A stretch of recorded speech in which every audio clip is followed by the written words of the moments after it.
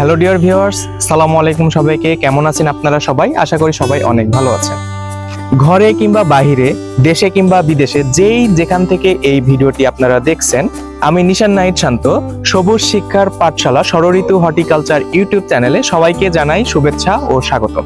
মানবিক দৃষ্টিভঙ্গির দায়িত্ববোধ থেকে একটি সবুজ পৃথিবী গড়ে তুলতে এবং এই ধাত্রীকে আরেকটু বেশি সবুজায়ন করতে সামাজিক আন্দোলন হিসেবে আমরা সকল প্রকার চারাগাছ রোপণ ও পরিচর্যা সম্পর্কে মানুষকে উদ্বুদ্ধ করি এবং প্রয়োজনীয় কৃষি শিক্ষা সহায়ক ভূমিকা পালন করি। আর সেই লক্ষ্যে ও উদ্দেশ্য বাস্তবায়নে পৃথিবীর সকল প্রকার গাছের চারা সম্পর্কে আমরা এই চ্যানেলে শিক্ষামূলক ডকুমেন্টারি তথ্য সরবরাহ করে থাকি। আমাদের স্লোগান হচ্ছে সবুজায়নী প্রাণ, চারাগাছ লাগান ও ধারিত্রীকে বাঁচান। নতুন নতুন গাছের চারা সম্পর্কে বিস্তারিত জানতে, সবুজ শিক্ষার আপডেট তথ্য পেতে পাশে থেকে বেল আইকনটি চেপে দিন। আমাদের চ্যানেলটি প্লিজ সাবস্ক্রাইব করে রাখুন, আমাদের পাশেই থাকুন। আসুন তাহলে আজকের চারাগাছটি নিয়ে বিস্তারিত জেনে নিই।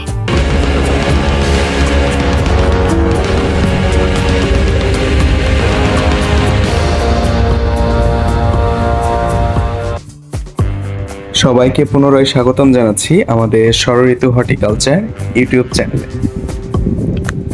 আমাদের আজকের প্রতিবেদনের বিষয় হলো কলা গাছ। কলা আমাদের দেশে অত্যন্ত সুপরিচিত একটি ফল। আর এই কলার রয়েছে ফল বাদেও অনেক গুণাবলী। কলা গাছ থেকে আমরা অনেক ধরনের উপকার পেয়ে থাকি, সেটা ঔষধি গুণাগুণের পাশাপাশিও অনেক ধরনের উপকার পেয়ে থাকি আমরা। তো আজকে আমরা কথা বলবো কলা গাছ নিয়ে। আপনারা কি কলা গাছ খেতে ভালোবাসেন? যদি ভালোবাসেন তাহলে এই ভিডিওটি অবশ্যই আপনাদের জন্য, এবং এই ভিডিও দেখার পর কলা খেতে আপনাদের ভালোবাসার পরিমাণটা আরো বেড়ে যাবে।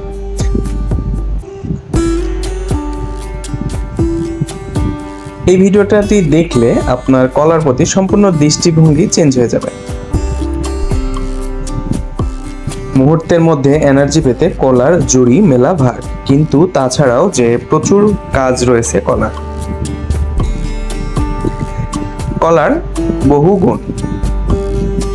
বহু গুণের ভিতর কিছু অন্যতম গুণ হলো অবসাদ। অবসাদে ভোগা কিছু মানুষদের ওপর সমীক্ষা চালিয়ে দেখা গিয়েছে কলা খেলে ভালো বোধ করেন তারা।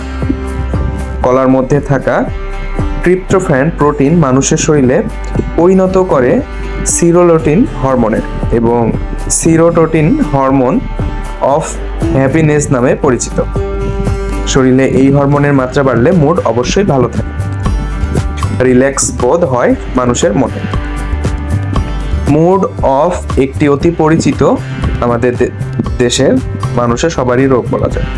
আর কলার ভিতর থাকা এই প্রোটিন এর জন্য আপনারা যদি এই কলা রেগুলার খান তাহলে আপনাদের মুড সবসময় অন থাকবে, মানে মুড অফ হওয়ার সম্ভাবনা নাই বললে চলে।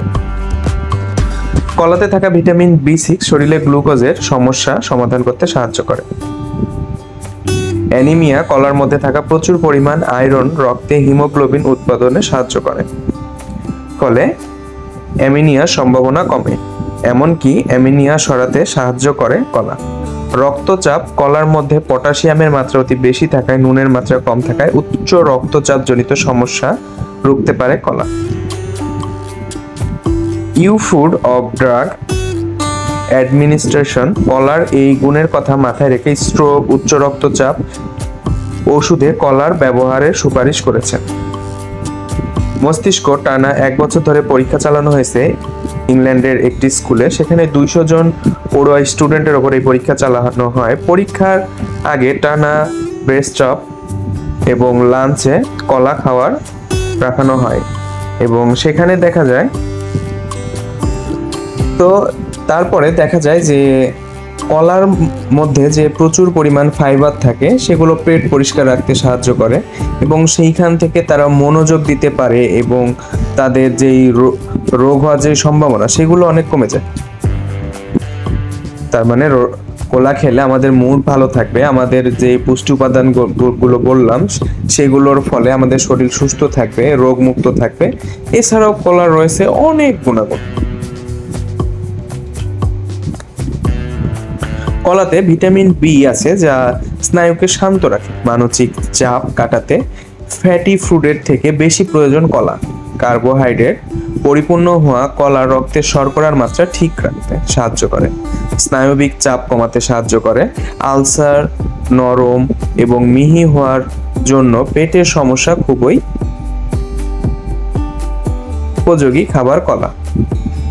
অত্যন্ত খারাপ পেটের রোগেও কলা একমাত্র ফল যা নির্বিঘ্নে খাওয়া যেতে পারে। কলার অবশিষ্ট অংশ আমাদের অনেক কাজে লাগে, যেমন সেটি আমাদের জৈব সার করতে পারি পচে, সেটি আমাদের গৃহপালিত পশুর খাবার হতে পারে। কলার পাতা গৃহপালিত পশুর খাবার, এছাড়াও কলার পাতা বিভিন্ন রকম পাত্র তৈরিতে ব্যবহার করা হয়, অনেক কাজে লাগে। কলার গাছের ভিতরে যেই মূলটা থাকে, যেই আমাদের দিকে আটি নামে পরিচিত, সেটাও খাওয়া হয় তরকারি হিসেবে।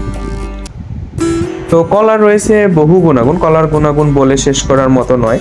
আর কলার গাছ আপনারা চাইলে নিজের বাসা বাড়িতে আশেপাশেও লাগিয়ে রাখতে পারেন। কলা হালকা টাইপের একটু যত্ন নিলে কলা গাছ বের ওঠে। কলা গাছ দোআঁশ মাটিতে, বেলে দোআঁশ মাটিতে, এঁটেল মাটিতে, সব মাটিতেই ভালো হয়ে থাকে।